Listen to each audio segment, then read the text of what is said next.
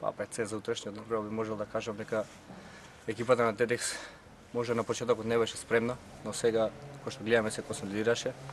Саботата го доби надпреварот, ќе бидат против Бреоница, ќе бидат доста мотивирани против нас да добијат овој надпревар. Сепак куп си е куп, секој сака се бори за куп. Јас потекнувам од таа школа, од Тетекс, уште од пионери таму почнав. Може да кажам дека доста добро ги познавам играчите, пред се тие тетова што сме играле заедно.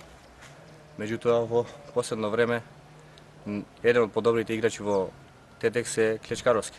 Пред се би требало да обрнеме неголемо внимание на него. Столевски исто така, и тој е добар млад перспективен играч. Кога нашата одбрана би обрнала повеќе внимание на нив, да ги затвориме, мислам дека нема да имаме проблем.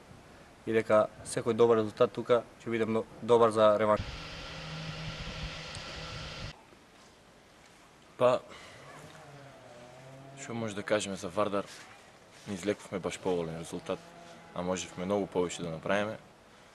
Со речиси не два шута кон нашиот гол постигна 2 гола. Игравме комплетно добро, цела екипа.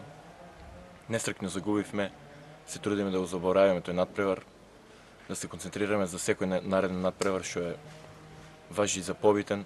Еве као на пример утрешниот надпревар со Тетекс во купот.